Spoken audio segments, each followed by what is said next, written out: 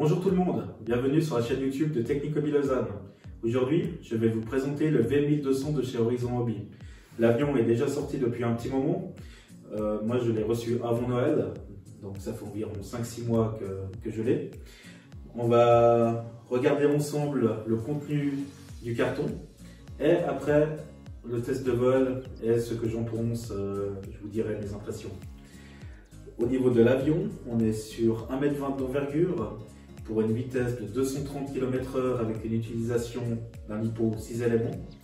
En 4S, du coup ça va moins vite, c'est peut-être un peu moins stress pour les gens qui se sentent pas encore trop à l'aise avec les raceurs.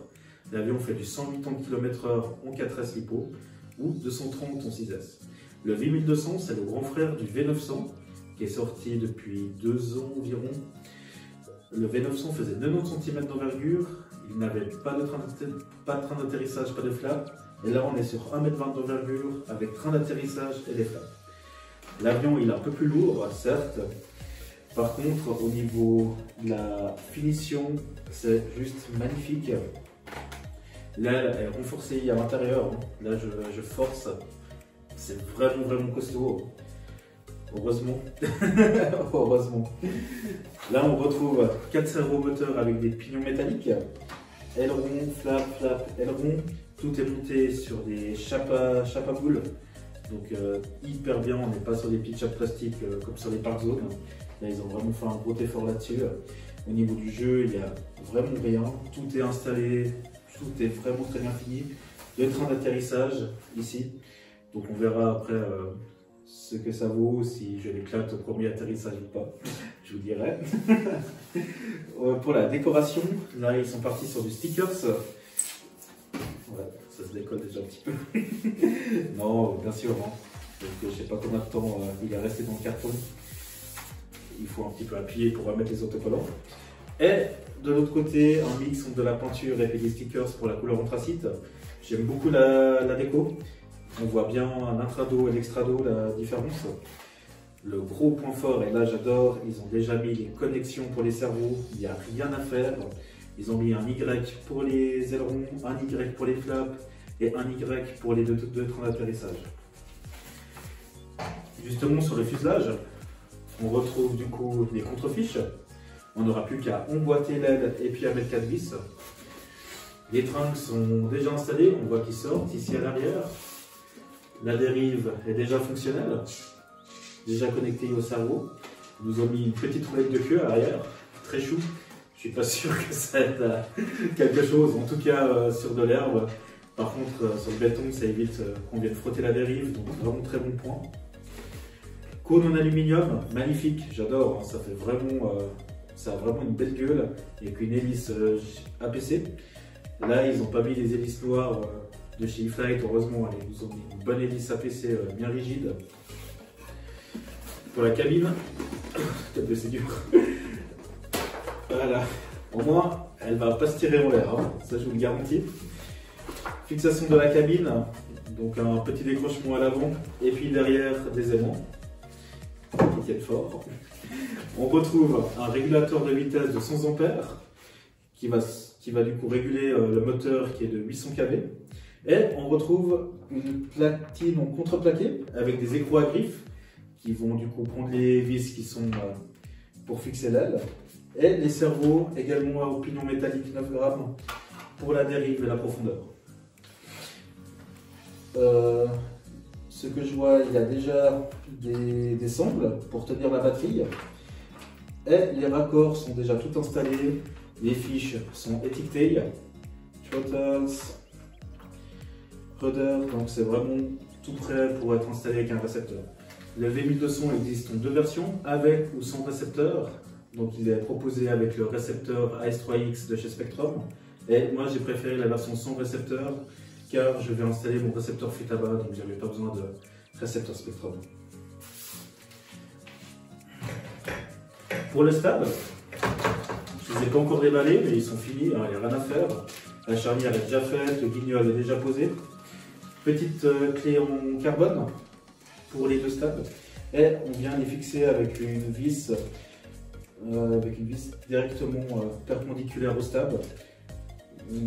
c'est pas fait pour être démonté 3-4 fois. Hein. Vous la mettez une fois, vous collez pas, comme ça si jamais vous cassez, vous pouvez changer votre stab. Mais il ne faut pas s'imaginer que vous pouvez enlever le stab à chaque fois que vous mettez l'avion dans la voiture. Et pour finir, le manuel, français, anglais, allemand, tout ce qu'il faut. Là, vous trouvez les caractéristiques, un peu aussi les réglages. Moi, personnellement, je mets toujours à fond, hein, tout en buté. Au niveau de l'expo, ils mettent 10%. Alors là, je vous conseille de mettre beaucoup plus. Moi, je vais personnellement avec 60% d'expo. Après, c'est un peu beaucoup. Vous pouvez faire après comme vous voulez. Donc, envergure 1m20, 1 m de long et poids 2,63 kg. Et là, je pense que c'est sans la batterie. Hein, parce qu'une fois que tout est monté, ça pèse quand même son poids. Donc, je pense qu'on est plus proche des 3 kg en ordre de vol. Parfait, alors je vais monter l'avion et on se retrouve tout à l'heure une fois que l'avion est monté.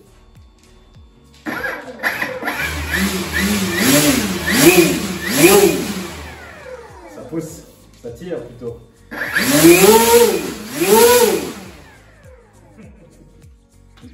vais l'essayer. Nickel, l'avion est monté, ça m'a pris environ 20 minutes pour le construire, 15 minutes pour le régler sur ma flûte à bas.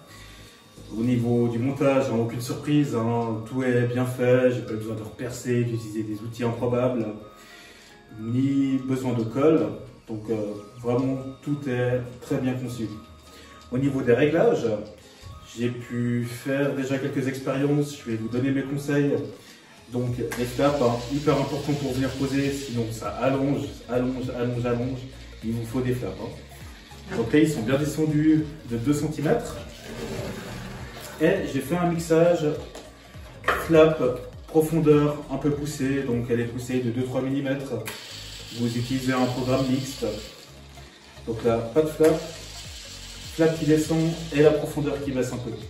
Sinon, si vous mettez que les flaps, votre V1200 il va monter. Donc là, comme ça, il garde vraiment la trajectoire de vol. Au niveau des flaps, hein, quand vous venez poser, c'est très important, vous mettez des flaps, vous poussez. Hein. Les flaps, c'est efficace en descente. Il ne faut pas mettre les flaps et puis continuer à voler sur votre ligne de vol. Hein.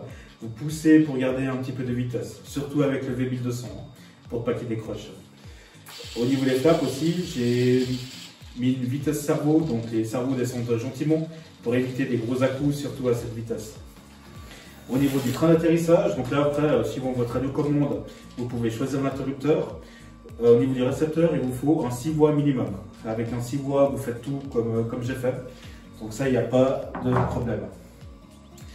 Est-ce que j'ai bien coupé les gaz? Oui. Très important, hein, une coupure gaz toujours sur un switch de votre radiocommande.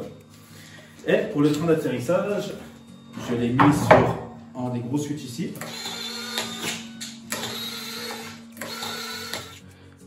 Voici l'intérieur du V1200. Comme je vous ai expliqué dans ma première vidéo pour le RV8, j'utilise de la mousse antidérapante que vous pouvez trouver dans des magasins de bricolage, des do-it. Donc moi je le mets à la place du velcro. Hein. Donc au niveau de la batterie, donc il n'y a aucun velcro, je la mets directement dans l'avion. Au niveau de la place, je mets ma batterie 6S au niveau du centre de gravité à cette hauteur. Donc ça va bien, je ne suis pas trop arrière, pas trop avant. Au niveau du récepteur, donc je l'ai mis à l'avant ici, collé sur la paroi, sur le flanc. Et les antennes, je suis venu les scotcher de chaque côté. Ah non, l'autre elle est ici devant. Donc très important de mettre les antennes à 90 degrés. Et pour la connexion, je me suis fait un petit raccord pour du XT90 au niveau de la batterie. Très important, les antennes du récepteur, il ne faut jamais que ça touche du carbone. Hein. Donc là, vous avez des petits renforts en carbone sur le côté. Il ne faut pas que ça touche le bout de l'antenne. Hein. Donc scotchez bien vos bouts d'antenne, c'est très important. Et c'est parti pour le test de vol. Ça décolle vraiment sur 10 mètres, même sur une piste en gazon, comme au Game la Côte. Pas besoin d'avoir du goudron.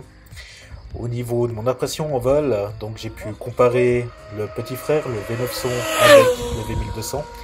Le V1200 est beaucoup plus stable en vol, beaucoup plus posé. Les trajectoires sont hyper tendues, c'est vraiment très très joli à voler.